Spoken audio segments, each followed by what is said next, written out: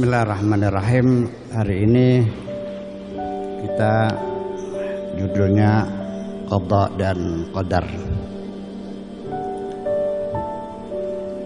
Ma asabaka min musibatin, apapun yang menimpa dirimu, fil ardi, baik yang terjadi di bumi, wala fi anfusikum, ataupun yang terjadi pada dirimu sendiri, illa fi kitabin, kecuali sudah ada catatannya, min qabli an nabra'aha, sebelum kehidupan ini kami gulirkan. Semuanya sudah ada catatannya. Jaffal qalamu, pena sudah habis tintanya. Rufiatil sohfu, buku-buku sudah ditutup semuanya, diangkat semuanya. Qudiyal amru, semua persoalan sudah diselesaikan semua. Kutibatil maqadir, semua takaran-takaran sudah diatur. Qul lan yusibana, katakanlah tidak akan menimpa diri kami illa ma kataballahu lana, kecuali sudah ditentukan oleh Allah Subhanahu wa taala. Ma asabaka, apapun yang menimpa dirimu, lam yakun liyukhti'aka, tidak ada tujuan untuk mempersalahkan kamu. Wa ma akhta'aka, dan apapun kesalahan yang kau lakukan, lam yakun liyusibaka, bukan sebagai musibah atas dirimu. Ini artinya informasi awal, dan masalah qada dan qadar sampai sekarang menjadi persoalan yang tak terselesaikan. Dalam polemik dialog para teologis, jadi sampai sekarang belum ada kesepakatan dan tetap seperti dulu antara Mu'tazilah, Qadariyah, Jabariyah, Murji'ah, Ahlussunnah wal Jamaah. Sampai sekarang tetap pada pendiriannya. Karena saya baru lahir di zaman akhir ini, saya melihat mereka itu sebetulnya hanya melihat persoalan qadar dan qadar itu berbeda, bertengkar, bahkan sampai saling bunuh-membunuh, dan korbannya juga ribuan. Alim Mu'tazilah itu kan sampai 10.000 korban pembantaian. Sebetulnya hanya beda persepsi saja sebetulnya, hanya karena beda sudut pandang. Seseorang melihat sesuatu pasti tidak akan sama, karena masing-masing melihat sudut pandang yang berbeda. Nah, makanya dalam berdialog itu sebetulnya yang paling penting bagi saya bukan membangun argumentasi membenarkan pandangan kita, tetapi menggali bagaimana orang memandang itu. Itu saya kira nanti menuju kesepahaman, kalau tidak menjadi pertengkaran. Sebab bagaimanapun juga sulit bagi kita manusia melihat sesuatu dari sudut pandang. Yang namanya muhitum bil kafirin, muhitum bi kulli syai', itu hanya Allah. Hanya Allah yang bisa melihat sudut pandang ini.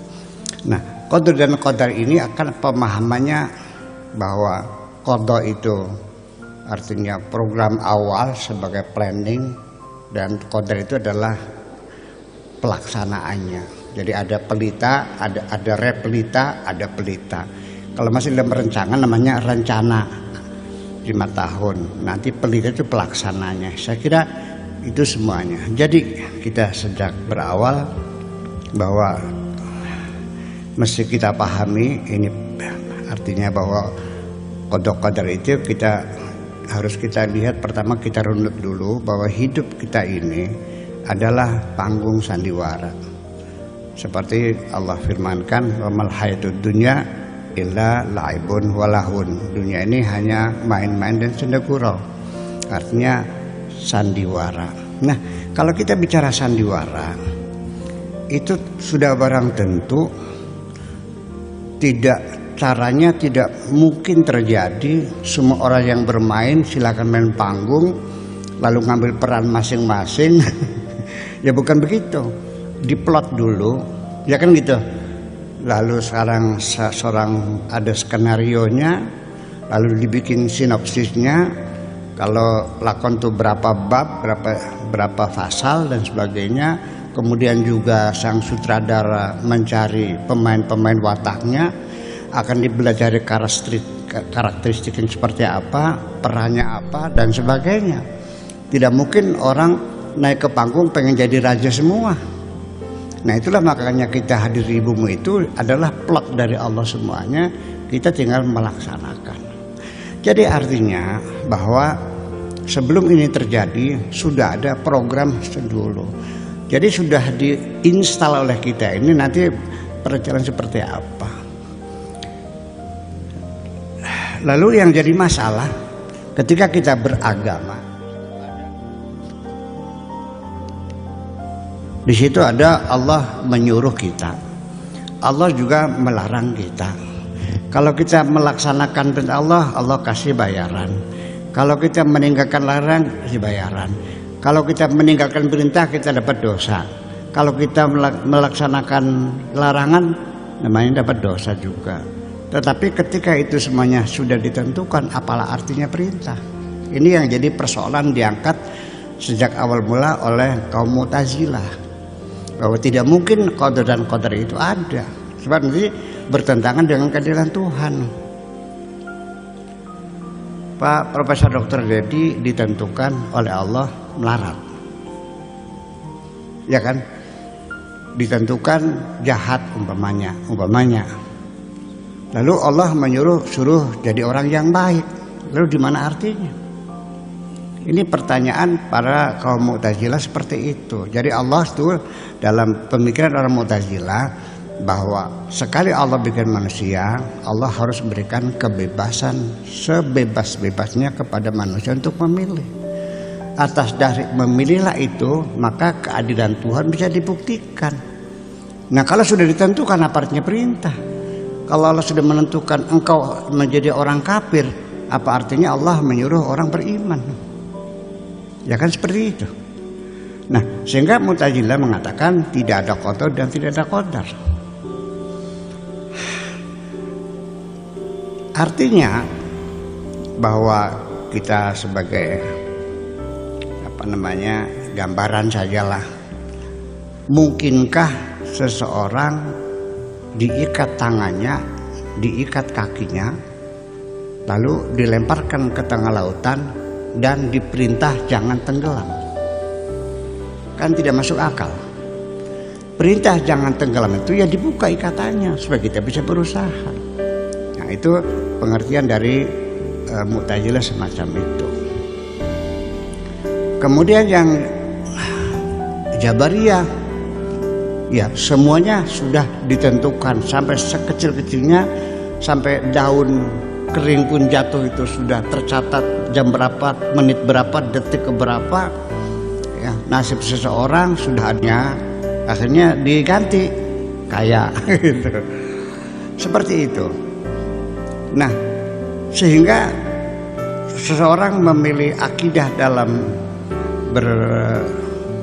meyakini ada qadar ini, ada kecenderungan psikologis. Kalau orang hidupnya, usahanya selalu banyak berhasilnya, itu lebih memilih Mu'tazilah. Tapi kalau bangkrut dulu, lebih milih Jabariyah. Tapi kalau yang kadang-kadang berhasil, kadang gagal, milih NU. Kira begitulah. Jadi ini persoalan kita hadapi. Terserah, saya tidak merekomendasikan Jabariyah atau Mu'tazilah atau Qadariyah, terserah. Tetapi sampai sekarang kita tidak berani mengkafirkan atau memurtadkan orang Mu'tazilah. Mereka juga orang Islam saja. Nah, oke, dia itu kira-kira satu pendahuluan saja. Kemudian inna hadhil aqidah idza rasakhat fi nafsika. Di sini kita akan menjelaskan tentang apa sih urgensinya orang meyakini ada qadar dan qadar itu. Apakah sekedar hanya meyakini, apakah tidak mempengaruhi pada kehidupan kita? dijelaskan inna hadhil aqidah idza rasakhat fi nafsika. Akidah seperti ini adanya qadar dan qadar apabila sudah melekat pada dirimu, wa qarrat fi dhamirika dan menetap di dalam sanubarimu saratil baliyatu atiyatan, maka musibah itu akan menjadi anugerah juga. Dengan kita yakin ada qadar dan qadar, nanti kita akan merasakan setiap musibah kita nyaman-nyaman saja.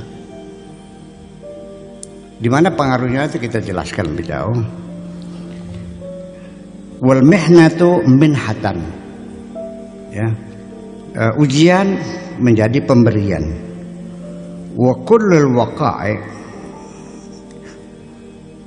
jawaizu au sima au wa kullul waqa'i jawaizu au simatan, dan semua peristiwa-peristiwa itu adalah hanyalah merupakan satu penghargaan dan penyematan harga jasa. Wa may yuridillahu bi khairan yusib minhu, apapun yang dikehendaki Allah, kebaikan apapun akan pasti nyampai. Fala yusibuka qalakun min maradin au mautin qaribin au khasaratin maliyatin, sehingga tidak akan engkau ditimpa oleh kegelisahan, rasa sakit, kematian yang dekat, atau juga kerugian keuangan, au ihtiraqi baitin, atau mendapat musibah kebakaran rumah. Fa innal bari qad qaddara, karena Allah Subhanahu wa taala telah menentukan, wal qada, dan putusan Allah qad halla, sudah terlaksana, wal ikhtiyaru hakadha, dan pilihanlah seperti itu, wal khairatu lillah, semua kebaikan milik Allah, wal ajru hasala, pahala telah dicapai, wa dzanbu kufira, dosa sudah diampuni, hanian li ahlil masaibi, selamat ya kepada orang yang kena musibah, sabruhum, kesabarannya, waridhahum, dan keridhaannya. Anil akhiri, artinya bahwa orang yang kena musibah ketika dia sabar dan ridha, maka selamat kepada mereka ya. Anil akhiri al-mu'ti al-qabidi, karena yang mengambil, yang memberi, yang menangkap, al-basiti, yang memberi rizki. La yus'alu amma yaf'alu wa hum yus'alun, Allah tidak boleh dipertanyakan. Kalau mereka silakan ditanyakan. Kenapa demikian? Jadi ini persoalannya, kalau kita ini tidak mempercayai ada qadar dan qadar, melihat sawah gagal panen karena apa, penyakit terakhir itu sawah tuh kelawar. Begitu melihat di sawah merkeset kabeh, pingsan tengah jalan, pelojot, ya kan, stres. Pulang ke rumah, buka pintu, tendang, piring dibanting.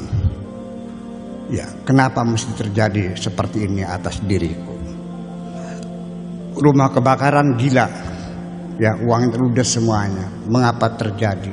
Nah, penolakan semacam itu akan membuat persoalan yang lebih besar lagi. Bahkan bisa sampai mematikan diri kita sendiri.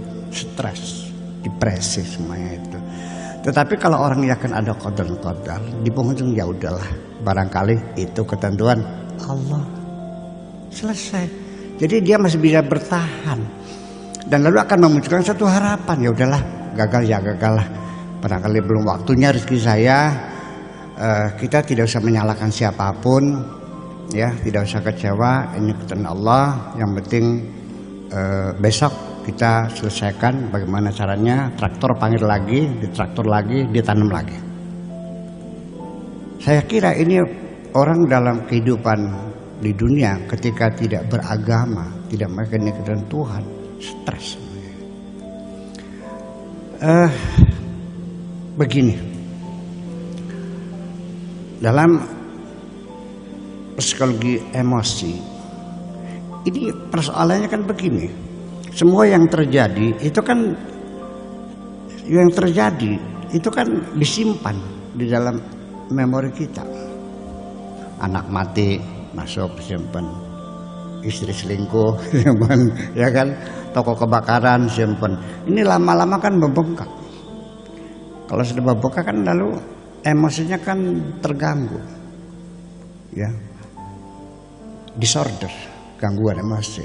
Kalau sudah kan menyentuh logikanya off, kita sudah tidak berfungsi lagi nih logika. Itu udah kayak orang gila, tabok sana tenang segala macam. Nah jadi gimana? Nah dengan teori qadar dan qadar ini artinya sementara orang itu untuk mengobati orang yang kena terjadinya gangguan emosi semacam ini, caranya adalah membersihkan memori-memori yang sudah padat ini, dikurasin aja, semua dihabisin. Ngapain simpan? Nanti caranya dengan cara reprogramming, dengan cara reinstall dan sebagainya, atau melalui sugesti dan sebagainya, supaya dia tenang lagi. Bapak-bapak sekalian, ini penderitaan jiwa yang bukan main. Memang nggak kelihatan boroknya, kelihatan darahnya, tapi kan luka hatinya. Ya. Ini kalau enggak ya bisa stres, bisa gila, iya kan? Kalau sudah orang udah gila, kemanusiaan udah artinya. Iya. Orang kalau sudah gila, orang sudah tidak melihat manusia lagi. Yang pada telanjang di jalan tuh, pada berak di jalan tuh. Sekalipun dulunya profesor dokter, udah habis semuanya itu, hilang semuanya. Jadi artinya bahwa, nah cara mengurangi siapa? Ya silakan, ya datang saja ke psikolog, psikiater, minta bantuan, pasien stres, depresi, makan nggak bisa, badan lemah sudah, tinggal tinggal tulang sama kulit saja, nanti bisa dibantu.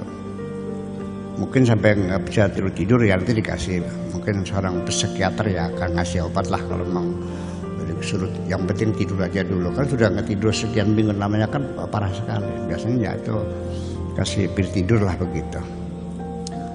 Ya, kemudian dikuras semuanya. Nah, dengan qadar dan qadar ini teorinya adalah bahwa ketika kita menghadapi musibah, kemudian kita menyangkal, tidak menerimakan, kenapa terjadi pada diri saya, kenapa anak saya tinggal besok di wisuda saja ketabrak mobil, stres kan, betul nggak? Artinya bahwa ketika kita menolak ketentuan Tuhan, kita tidak menerimakan musibah-musibah. Nabi mengancam bahwa barang siapa yang berkeluh kesah kepada siapapun, menceritakan kesulitan dirinya, menceritakan penderitaannya orang lain, man batha faqad syaka. Barang siapa yang menyampaikan keluh kesahnya kepada orang lain, itu sama dengan komplain kepada Allah, tidak menerimakan ketentuan Allah. Dosa enggak? Dosa. Seorang hakim memutuskan hukuman 4 tahun penjara untuk yang menusuk Syekh Ali Jabir. 4 tahun. Tiba-tiba itu anak tidak menerimakan putusan itu, ambil senat dilemparkan ke muka hakim, 20 tahun.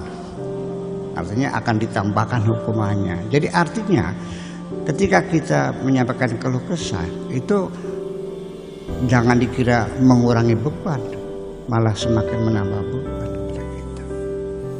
Ya untung temannya itu bersahabat terus. Kita kan berkeluh kesah kan menyampaikan rahasia-rahasia kita. Satu ketika kita bermusuhan jadi senjata kok. Ya. Terus saya mau nanya lagi, apakah mungkin orang itu bisa berbagi kesusahan dengan kita? Kalau berbagi kebahagiaan bisa ya, saya sulit sekali. Kalau saya banyak duit, Kang Ubed mau nggak ikut saya? Kalau saya lagi melarat, ya enggak dong. Nah itu. Jadi artinya orang sendiri sebetulnya mah sekedar mendengarkan sebagai pendengar yang budiman saja. Oh, kotor ya, melasnya. Sekedar basa-basi. Dia tidak akan merasakan penderitaan seperti itu kok. Bohong berbagi itu. Ya, kalau kebagian bisa berbagi, ya kan? Yuk makan sate yuk, semua tahu. Yuk kita nangis bareng ya, sangat sulitnya kan begitu. Nah, itu. Jadi akhirnya bahwa dengan qadar ini sesungguhnya meredam kita untuk tidak memberikan perlawanan terhadap ketentuan-ketentuan Tuhan. Kesimpulannya, ketika musibah itu datang kepada kita dan kita menerima sebagai ketentuan Tuhan, ya udahlah, barangkali nasib saya, ya Allah mudah-mudahan saya diberi kesabaran, Rabbana afrigh alaina sabra. Begitu kita terima sebagai ketentuan Tuhan, itu malah lepas, tidak tersimpan di dalam memori. Tetapi begitu kita menolaknya, malah dia mau masuk dan akan lebih dalam masuknya.